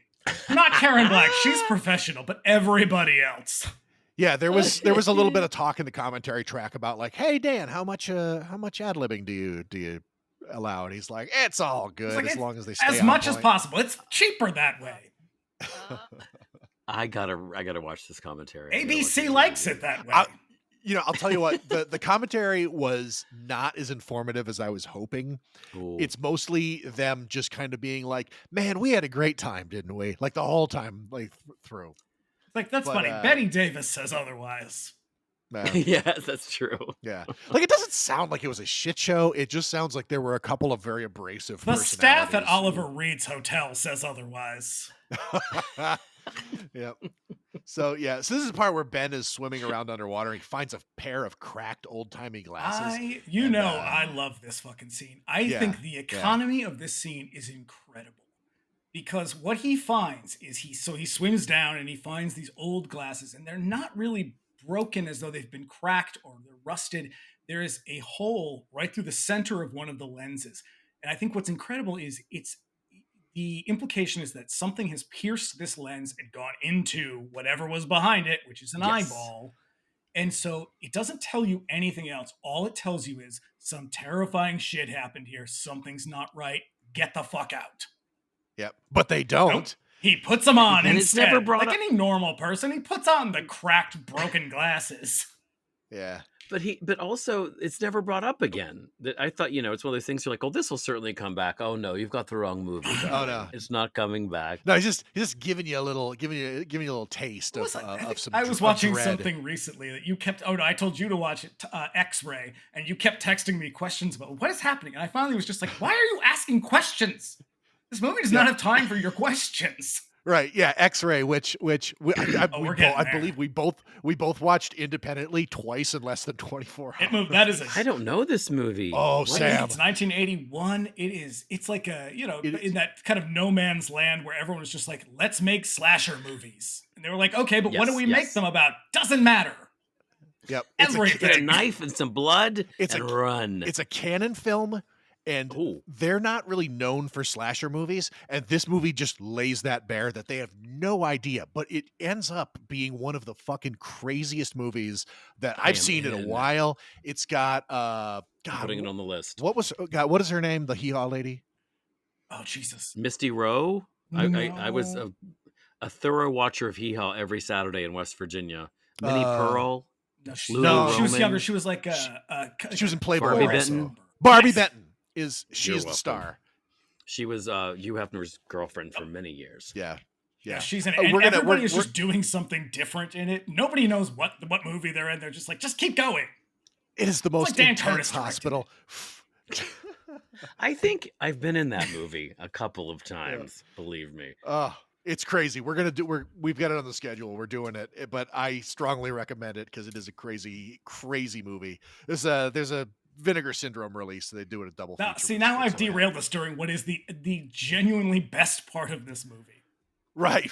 Jesus Christ. Yeah, so this is the part where Ben and Davey play in the pool until things take a really dark turn. Because this shit is genuinely upsetting. It's upsetting because Ben, it starts out where he's like, Davey's like leaping off of his shoulders, but then he starts to like, and Betty Davis gets really upset. She says, "Davey, that is deep water." There's that beautiful, beautiful mid-Atlantic accent just coming at you. With a vocal fry way before it was cool. That is deep water. Yep. So he's becoming more and more violent about it until he's fully choking the kid and holding him under. But the thing is every now and then you get a glimpse of his face, and he's having the time of his life doing this. Like, it's a very fucked up scene. Everybody is fucking going for it in this scene. Everyone is acting the shit out of this part, and they're all doing great. Rewatching the editing, I'm like, some of this is really happening to this kid. Obviously they couldn't afford stunt people, except for the thing at the end. Apparently, he says he had weight belt on him or something to keep him from coming back up. But a lot of it was just Oliver Reed just holding him down. Oh, right. Oh my God. Right. Because there's a lot of underwater like photography of him just choke holding the kid and holding him underwater. Yeah. It's just, it's fucked up. And it really gets to me. It's a hell of a scene. It's like when you use dogs in movies, and like, no matter what you're doing, it's like, you can still tell they're looking a little bit to the left to whoever's off screen, and they look so excited, even though they're supposed to be terrified. Yeah. Yep. I've been on that set many times too. And you're not allowed to touch them as an actor, even though they're supposed to be your best friend. They're working. Except for they're at work. That's true. Yep. So eventually Davey hits him with his diver's mask and manages to get away. And that's the scene where it's the two shot where it's like close up right down the barrel, like look with the kid looking down the barrel, terrified. And that scene is incredible because he probably has like a blood pack or something in his hand, but he's covering his face, and you can tell he breathes out at one point because the blood just sort of like splashes out between his fingers, and he's moving backwards like some kind of like, he has this look on his face. He's like an animal. It is an incredible shot. It's the best. Yeah, it's the best part of the whole movie. Like it's really cool. And so again, and I don't like to constantly compare something to a book because this is obviously a different thing. But in this case, this was clearly written to be a movie. And in this, what happens in the pool is actually a big part of the story, because the whole point of a lot of what the house is doing is it's exacerbating the things they already feel. And so when he keeps saying like, oh, I didn't mean to do it. Or she said, Karen Black says, oh, you didn't mean to do it. It got out of control. And he says something like, no, I did mean to do it. And that's kind of the whole point, is that he's very resentful of these two people for kind of holding him back and tying him down. So this is that anger coming through because he has no restraint anymore. In the movie, it doesn't really come across that way. The way that he sort of describes it is, if it were me, no, I did not intend to do that. But something in him, it unlocked some part of him that was like, yes, I did mean to do that, and I enjoyed it. And he's horrified, outwardly horrified by like this thing that he's done. It's a thing because he's haunted by this for quite a while, and that's what causes his nightmare that night. The defining scene of this movie. Yes. Oh yeah, but as this is happening, and the dream pool thing is all the while Marion is lovingly tending to the collection. Oh, and she can't hear them. Yep. She's obsessed with polishing a picture in a frame. Sitting in those horribly uncomfortable looking furniture. Everything about this movie just looks uncomfortable. Yeah. You can just smell it. You can just smell the musk. It's dusty. Oh, yeah. It's all horsehair. Yes, yep. yes. Yep. The houses I grew up in. Yes, I'm very familiar. Yep. So by night, Ben dreams of his mother's funeral when he was a child and the ghoulish hearse driver. And so like we said earlier, this is Anthony James, who is another one of those people that you've definitely seen in other movies, but you may not know his name. Now I'm going to jump in because I looked at his, because I was curious too. Every time, and Sam, you might understand this. You see somebody and you're like, that person seems gay. I'm going to go find out if that person's gay. Yes, all the time. Yes, because Anthony James, I was like, there's just something about him that seemed, And so I went and looked, and of course, it doesn't really say, but it did say that he he never married and he died, Mm. he ended up taking care of his best friend, his mother. And I was like, all right, girl. Oh, But also the that's- other yeah. thing one of the things I read was that he doesn't talk about it much in his biography, except his best experience was just being on set with Betty Davis. And I was like, well, confirmed. Completely. Yes. But his Stamped. IMDb Yay. biography, and I'm going to do a little bit of reading because this is incredible. It just runs through a bunch of things. I don't think Mr. James wrote this. And it says other noteworthy parts include a slimy gay hitchhiker in the cult classic Vanishing Point, a wimpy priest in the Culpeper Cattle Company, a scuzzy outlaw in High Plains Drifter, a deranged psycho in The Teacher, a chauffeur from hell in The Chiller Burnt Offerings, and the vicious leader of a gang of ferocious barbarians in the strictly so-so science fiction outing Ravagers. Strictly so-so. Well, that's not the shadiest biography I've ever read. That is so. Whoever wrote that is certainly gay. That's for sure. And then she did a bunch of other movies nobody cared about. Oh, yeah. Is he still alive, Mr. Anthony No, James? he retired from being an actor and became a painter, like a fairly successful painter, because he lived in Cambridge for the second half of his life. And I think he died from cancer not too long ago, maybe in the early 2000s. Okay. Yeah. Yeah. He has a very distinct appearance. He's tall. Yeah, he looks like a murderous skinny, hillbilly waiter. He's all angles. Speaking of the gay, and I do that all the time. The same thing, Dave. I'm getting a vibe, even if it's a movie from the 30s. You're gonna be like, confirmed. Yes, confirmed. Bachelor means my suspicions are. He was married 6 times, each one for 8 months. All of them arranged by the studio. By a publicist, yeah. But I thought he was kind of sexy in this. There's something about that. Even as a kid, seeing the advertisements, I was kind of like, "Oh, what's that?" Because he has that.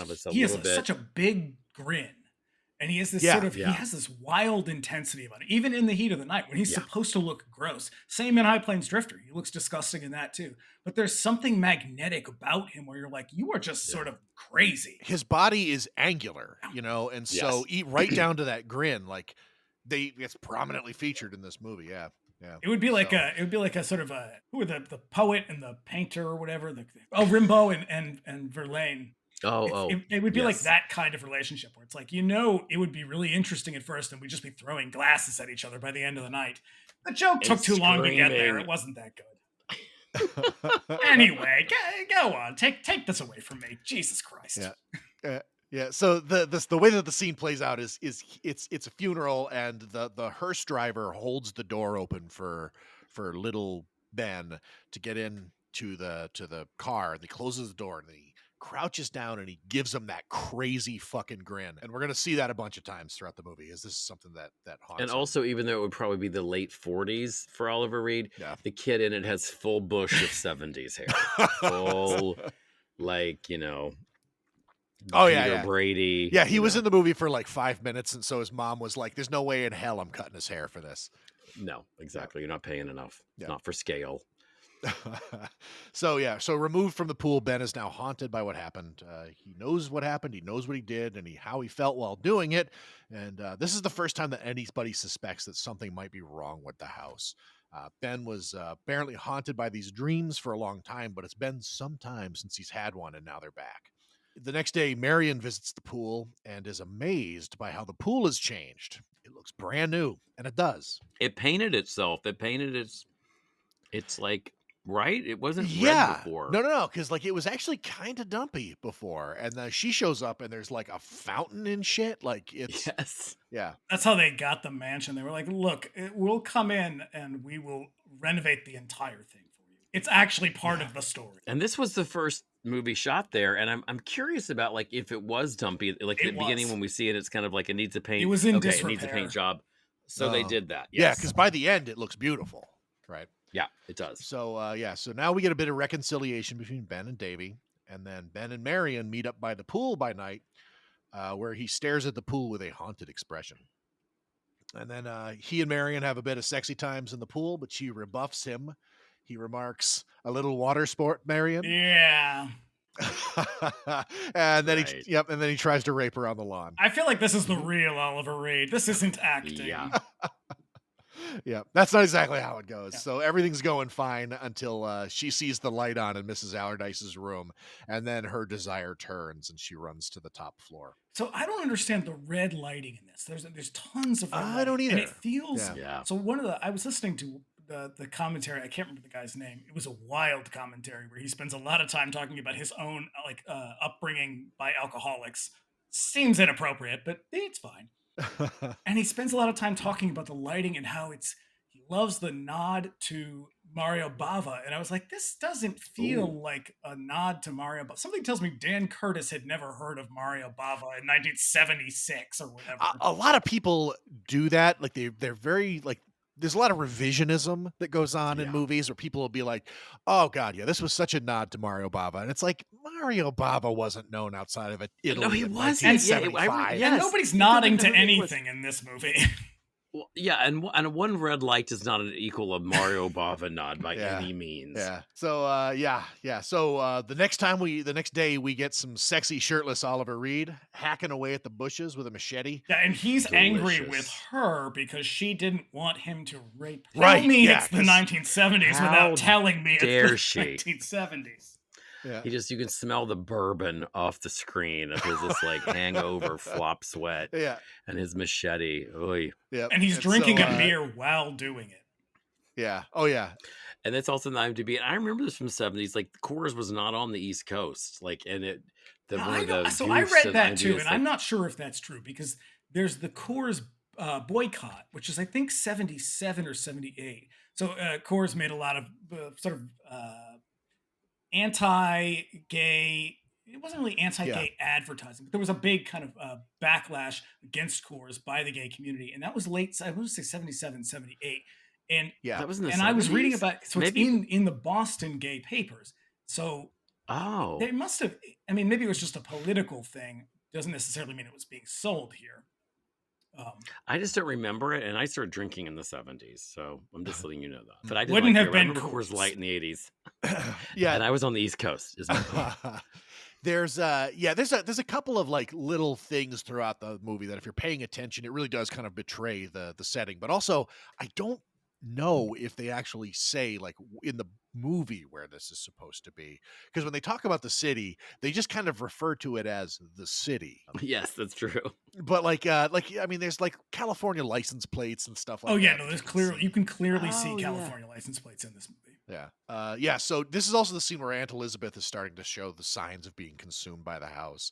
She comes down to I believe it's the greenhouse, and Marion is like, "Oh boy, you slept late." And she's like giving her a hard time, like, "Hey, it's my right to sleep late, but man, I've been real tired lately." I feel like they got like an hour into this movie and they were like, Jesus, we gotta speed this shit up. Because she comes down looking like the goddamn crypt keeper. Yeah, you're like, you think Betty Davis looks bad? Just wait. Yeah. Her condition worsens so fast. And I feel like So, she was just like, well, how do I depict illness and aging? And they were like, do it like you do it on the stage, Betty. Because she really goes for it. Oh yeah, and then there's just that there's like that red eye pencil to really Yes, completely. With just Have you ever powder in her seen- hair. Have y'all ever seen Scream Pretty Peggy, Oh, yeah. which is a TV movie that's like, okay, yeah. She doesn't look that bad in that, but she is supposed to be drunk the whole time. Oh. And it reminded me a little bit of that. Marion's hair is also starting to turn gray as well. Which that is a... You need a beauty parlor too. That's a big part of the book. So in the book, she's very... Because she is kind of materialistic and I don't really know what else. But she's Vain. she is very vain because in the book she becomes obsessed with it. In the movie, she's just kind of like, whatever. She mentions it a couple of times. On with the show, everybody. Yeah, it's like my Aunt Sylvia. She went completely gray by 33 or whatever the name is. Yep. So yeah, she's like, yeah, listen, Aunt Elizabeth, why don't you go upstairs and take a nap? And so she's like, yeah, I might go do that. So she goes upstairs and then she like lays down and then she's like, no, fuck this. I can't go to sleep. So she goes upstairs to try and talk to Mr. Yeah, she Mrs. wants to Allen. show her the painting that she was stabbing at earlier.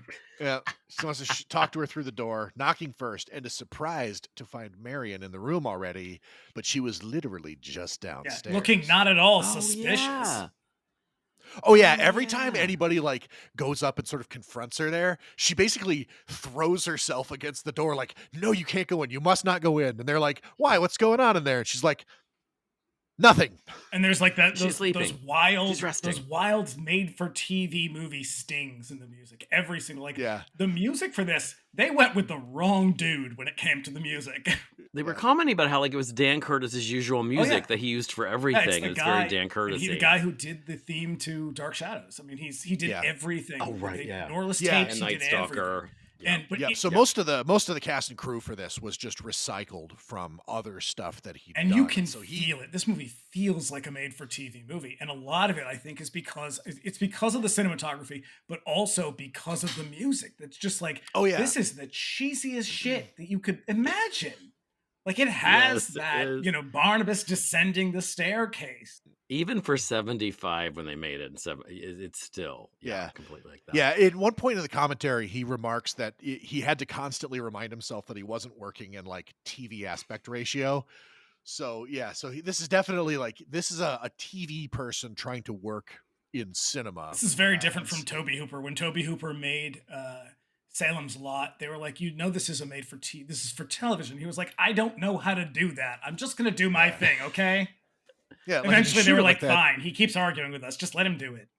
Yeah, that's why it was so good. Probably. If you shoot it like that, you're going to see the top of the sets, man. So doesn't matter. Yeah. The boom mic is in the shot. No time. Keep going. Yeah. So okay, back outside, the hearse driver appears to Ben in broad daylight now, and every time this happens now, like he becomes like panic stricken and like catatonic. He's like squeezing. This is when he can crushes. And I saw that and I'm like, it's just going in his eyes. But also, I don't know if there was like something else on his face, because the second watch that I did, you can see there's like something red is leaking. Yeah, there's like a red streak. It's like Rudy Giuliani at Four Seasons. It's black. There's just something red leaking down his face, and he's just the tears going in his eyes. I'm like, shit, this is like a fucking every Thursday morning at Oliver's house. Yeah, I suspected that he like crushed the can against his head and like scraped it a little bit with all the flop sweat and beer. It just like it's just enough to get a little red on. What a life! This is turning me on so much. It's so hot. Well, was Oliver Reed good looking? You tell me. Killing me softly with your schlong. Yeah, that's Oliver Reed. So by night, every clock in the house suddenly jumps to midnight.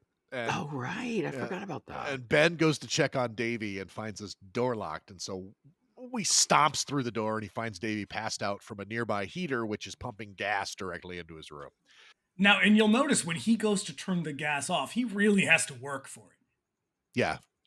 Which is interesting, given that the next day she blames Betty Davis for it. Yeah. Or does she? She's really kind of passive aggressive about it. Yeah. I'm not saying you did, but the door wasn't locked. I'm not saying it's you, but it was you, but it's not you, but it was you. That's how you know it was written by a gay man. Also, they bash out a window. Yep. And then they bash out another window, and I wasn't sure why. Because they never repair the. Yeah. Sure. The house takes care of itself. The house takes care of itself. Except when it just reglazes. Yeah. Except when Oliver Reed has to. Yep. So this is what we're talking about. The next morning, Aunt Elizabeth visits with Marion in the greenhouse, and this is the part where Marion's appearance is beginning to change as well. It's not just the hair; she's wearing or rather, it's not the gray hair. She's like wearing her hair up now, where before she was real loose with it. But hers is a subtle change. Aunt Elizabeth, she looks like the same character. Did you ever see what was that Tom Tryon novel? They made the movie. It's a 2-part TV. Betty Davis. It's not Crowhaven. Oh, Dark Secret of Harvest Home. Oh yeah. Jesus Christ, you guys. And she looks like that character. In that character, she's supposed to be like 100 years old or whatever. Like she's like the leader of this Amish nature cult that's this family falls into. I've seen it and recently. She's like 100 years old. She goes from being this spunky old gal to being like a corpse overnight. And she looks like Grandpa from Texas Chainsaw Massacre. She does. Yes, she does. Yeah. And she is one of those people where maybe that's one of the reasons she accepted it and she took it, because like she was not afraid to look hideous. Even your Barbara Stanwicks and your Ava Gardners at that time and the other old broad. Oh, she sets a standard in whatever happened to Baby Jane. Oh, she looks like a kabuki dancer in that movie. Like she's Yeah. Oh, they're writing a letter to The Daddy kabuki part? dancer who woke up every day, never took off their makeup, and keeps putting new makeup over the old makeup. Yeah. I feel like she's channeling that character a little bit, and like maybe like I feel like Jane Hudson is like 70% just Betty Davis. Oh, if not 80 or 90. I'd like to order a case of liquor. Yeah, it wasn't much. Neither part was really a stretch for either lady. No. But the mortgage was due. Yep. So Anne Elizabeth admits to being in Davy's room the night before, but that she had nothing to do with the heater. And it turns into a whole thing that you guys were just talking about, where she was like, well, then why was the door locked? And it's like, I don't fucking know. How would she have locked the door from the inside if she was out of the room? And he needed like a pipe wrench to like close the fucking valve. So like, is the crypt keeper supposed to have come in and not remembered apparently? And then what? But the thing is and then locked it Elizabeth, from the inside on the way out the window. Yeah, I with her mind or something. Yeah, but she worries that her mind is going now. Yeah. So later, her body certainly is. Oh yeah. But Ben and Elizabeth talk, and she implores him to leave because she knows something's wrong with the place. And so again, Ben confronts Marion outside of Mrs. Allardyce's room. Is this after Davy has dropped the punch bowl? No, Yes. that's after. That's right after this. Because that part made me laugh out loud. Because he goes up there to basically give her a hard time for like fighting with Anne Elizabeth, and then she goes downstairs, and Davy's like, that's when he drops the thing. And it is the most contrived scene. It's like, why is this 12-year-old boy interested in this crystal punch bowl? Oh yeah, and he's like holding it and inspecting it very clearly, very closely. This 12-year-old boy was interested in his grandmother's crystal punch bowl, is all I'm saying. Well, some of us like antiques. Is that a problem? Yep. But Marion is starting to dress like a woman in the Victorian age. And what I wonder is she stealing the clothes from the house, or did she bring these get-ups with her? Because she is just one brooch after another from this point. I think they're in the house. That's what I think. Yeah, because that feels a little forward to me. That or why ask questions? I guess it's like, if you have to take care of the 85-year-old woman on the other side of the door, I'm going to wear her clothes while I'm at it.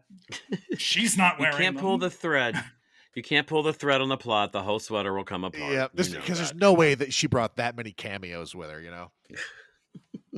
But so downstairs, Davy breaks the bowl, and Marion loses her fucking mind over this. And the family is coming apart, and she can only cry for the broken bowl. And Anne Elizabeth, meanwhile, is near death. This is the part where she's like starting to get up, like trying to move up, and then something like this like popping or snapping sound, and she suddenly like flops down. And this is where she's doing it for the back row. Like she is going for it. The remainder of her screen time is fucking crazy. Yep.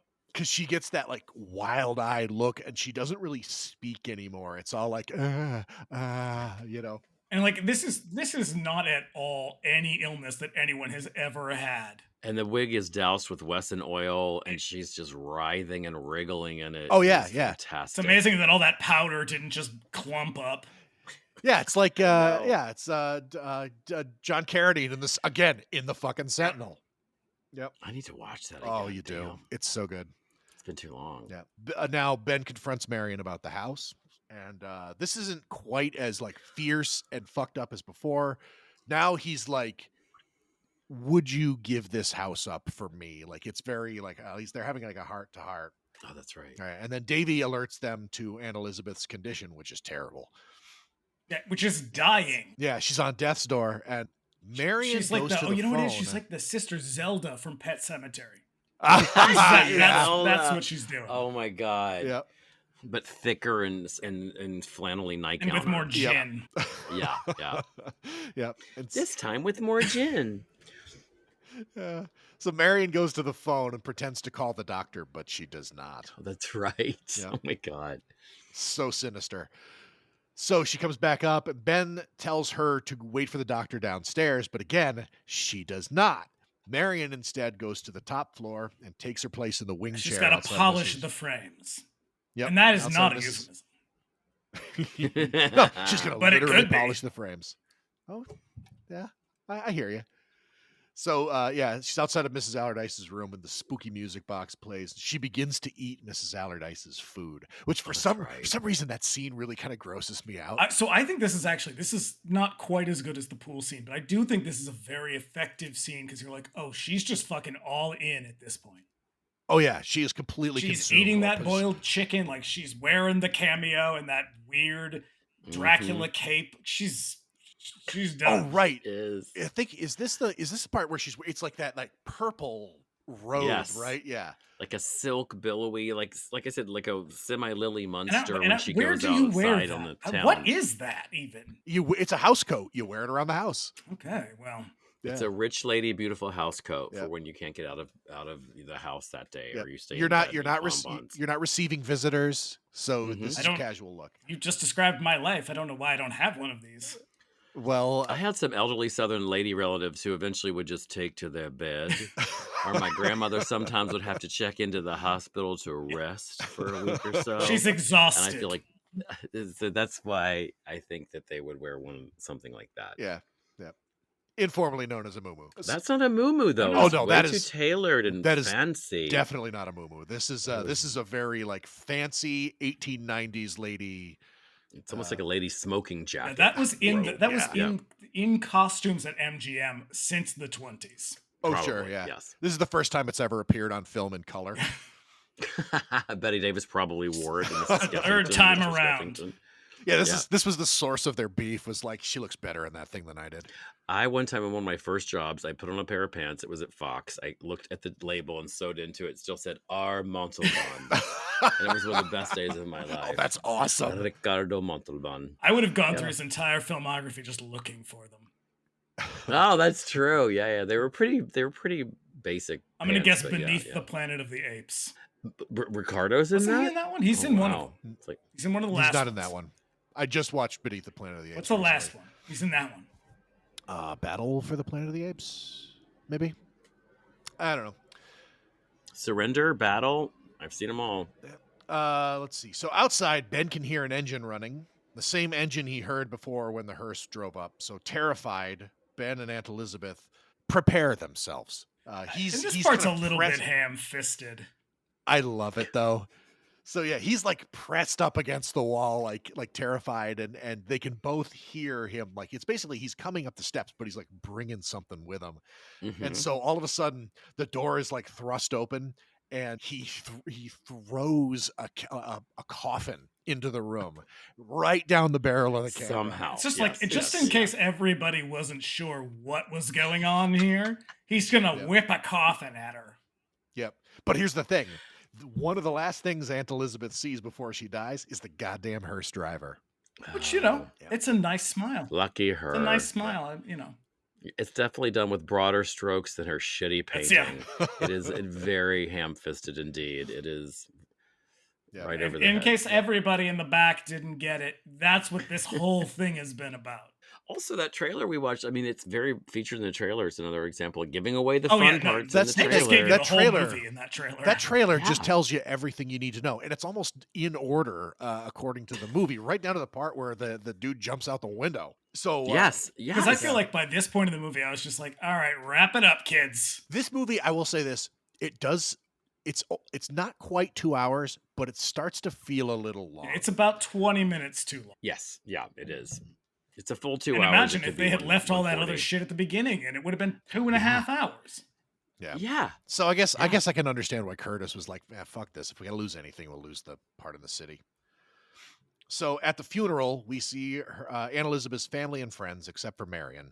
And when he gets back, that's right. Oh, it's such a burn.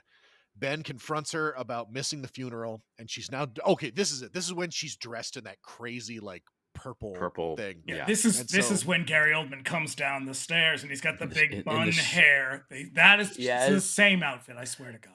Yeah. So the shroud, licking a knife, a razor with blood on it.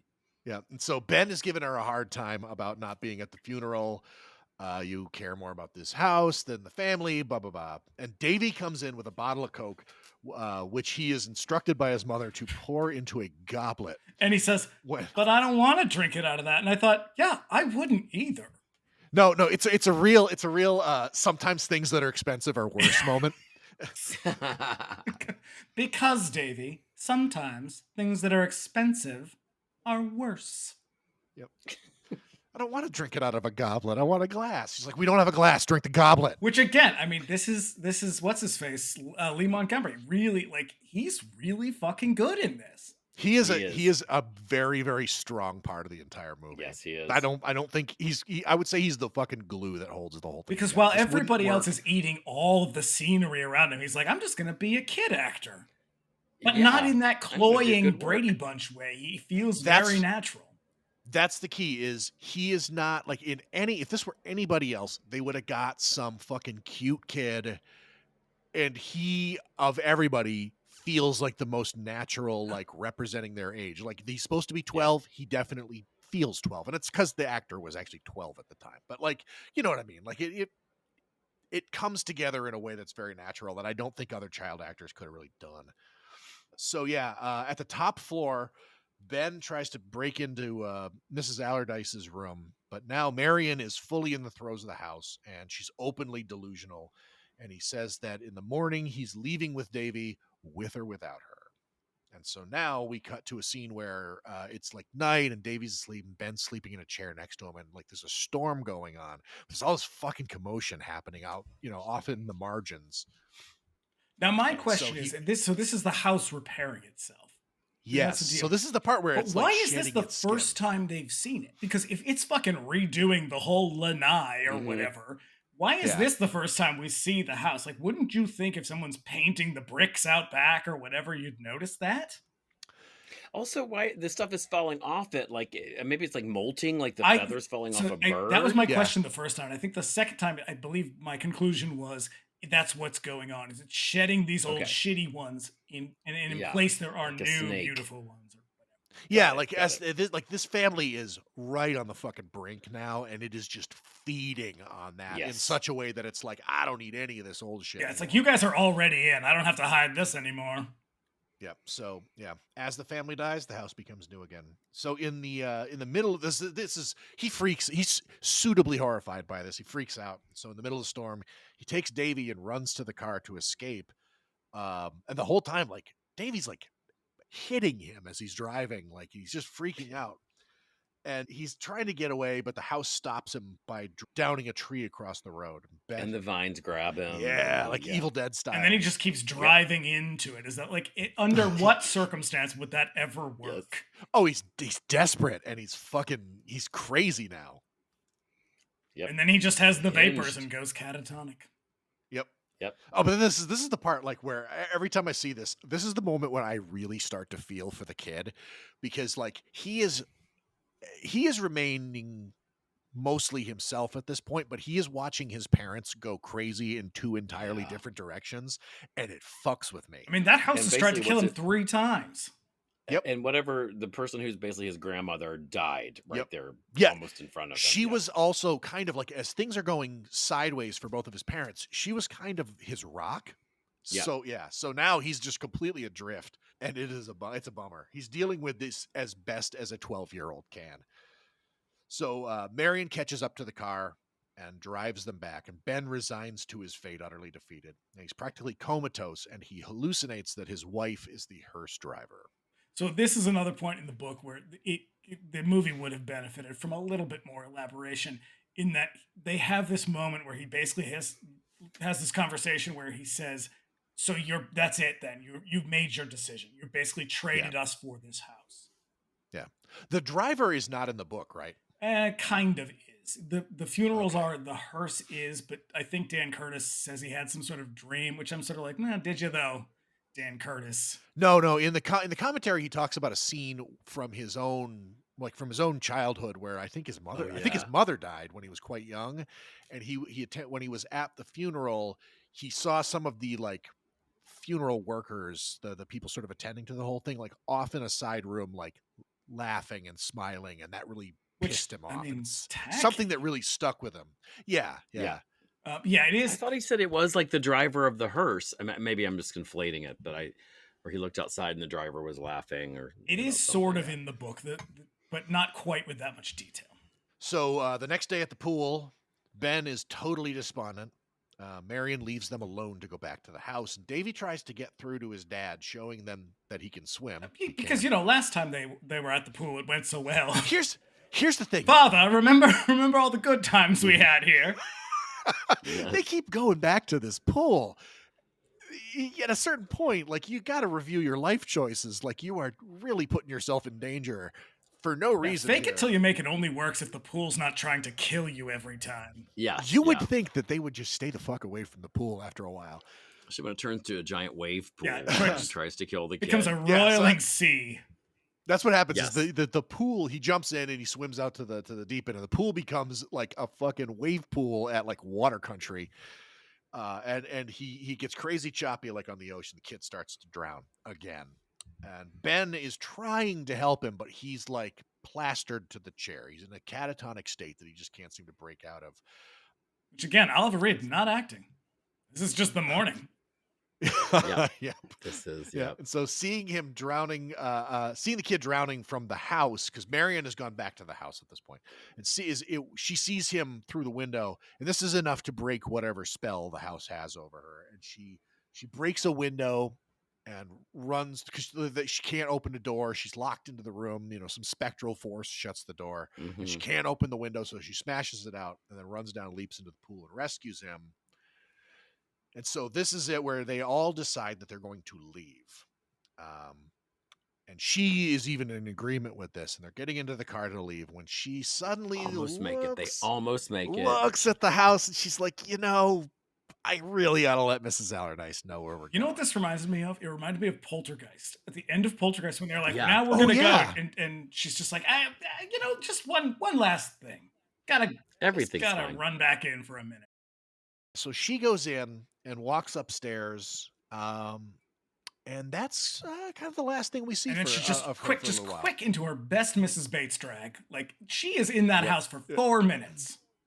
Yeah. And she's new hair, new makeup, new evil glowing eyes, another low camera angle where she's like this over the staring at him. Oh, that look is so fucking great. When he comes back in, and then she he honks the horn, she doesn't come out, he goes back in there, and then she just he comes in, he's like, oh, when the whole, again, Mrs. Bates turns around, it's her. Right, because at first he's like, Mrs. Allardyce, I know that my wife has come into this house. Would you please tell me? And he's got the stammer. It gets very Mrs. Allardyce, I am talking to you. I am talking to you. Yes. But then she, Where is she? And then it's the Mrs. Bates turn, and it's I remember the first time I saw this, I was like, who the fuck is that? And she looks a little silly, but she looks pretty creepy too.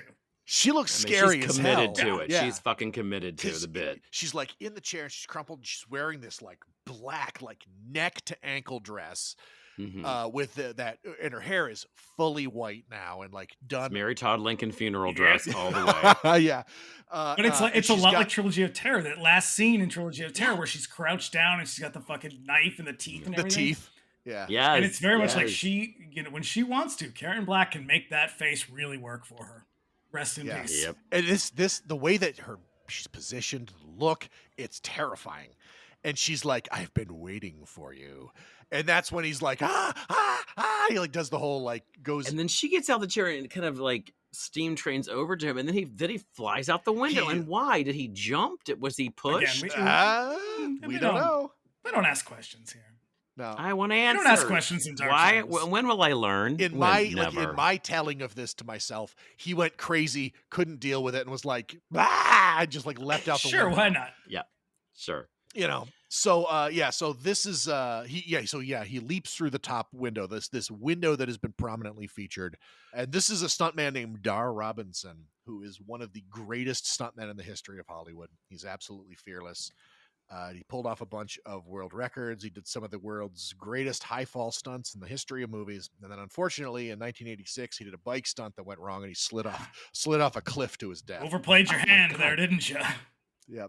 That's the thing. Like, I think that like when you look death in the eye and it blinks first, like you get a real fucking feeling like you're like immortal. Well, and this too, they said on I guess IMDb or some Wikipedia where like even in that he miscalculated, and they were paying attention, the guys on the ground with the padding Yeah. to jump into, and they had to move it last second, and he just hit on the very edge. Yes. He could have also died there. Yeah. So that was one of the things that Curtis says in the commentary is like he came flying out the window a little too fast. He miscalculated it, and the guys with the airbag had to like manually pick this gigantic apparatus up and move it. It's like a Warner Brothers cartoon where they're running with the. Yeah, this is like some Buster Keaton shit. Yes. So, but I will say, this is for a movie that looks cheap and a little bit silly for most of it. This ending is fucking intense. It's crazy, and also that they're supposedly really there at the house. Yeah, and that's like they must have replaced the windows at the house. Maybe they were broken they already basically with like the rebuilt candy this glass. entire house. Yeah. But so Ben falls to his death and like smashes face first through the windshield. And this is the thing this is up to this moment. This is a PG rated movie. And like an easy PG. Yeah. But now he's like gore splatters on Davy in the back seat. Eyes popping out right in front of his son. This is that scene in The Fisher King where Robin Williams' wife gets shot right in front of him and he's just covered in blood, completely dazed. I forgot about that. Yeah. It's nuts. And so Davy gets out and he's crazed and frightened and he's just running around the house. I think he's looking for his mom. And he's yelling, Mom, where are you? And he comes around the corner and he sees like a chimney on the house starting to crumble. And stares at it, screaming again. This is the scene in Austin Powers where the guy is screaming at the steamroller. Because all you have to do is step to the left. Yes. Now I'll tell you what, in the 1970s, hell, even today, most directors, they're not going to kill a child. Dan Curtis, he's going to drop a chimney on one. Yep, completely. And I love it because you don't actually see him get hit, but they do that thing where all of a sudden he's screaming, and then they freeze frame and like bat. And there's also a POV of him getting bricks on top of him. Like, it's basically his POV of him getting completely pelted and covered and killed. Yep. It's this movie. Because there's the right before all this happens, it's very quiet. Like it's not like oh my, it's not like the end of Poltergeist where they're all running scared. Right. They're all like, okay, finally we can get away, and then it just goes bonkers. Mm-hmm. So with everybody dead now except for Mrs. Allardyce and Marion. Oh right, we get the ADR ending. Yes. So the house is now restored to perfect condition. We hear the Allardyce siblings just marveling at it. And a new photo. And that's when I was like, maybe they are ghosts because we don't see them. We just hear their voices. Yep. And a new photo of the house is added to the wall. And photos of Aunt Elizabeth, Davy, and Ben are added to Mrs. Allardyce's collection. Slightly like, what? With their little like, faces. Like, huh? Fade to black. The house wants to do what to me now? Did someone say my name? Yep. Yep. So that's it. That's how it ends. And suitably. Also, no offerings, nothing was burnt. Nothing was burnt. I just want to say, confusing. Yeah. So I believe the burnt offering is a reference to the family. They're the sacrament. Oh, from the Bible? Yes. So the only person on this panel who has read the Bible. Hi, babe. Preacher's son. Read it many times. I was referring to you. Oh, me. Oh, yeah. Hey, I've read it too. Yeah, it's a. Then why don't you live by it? Yep.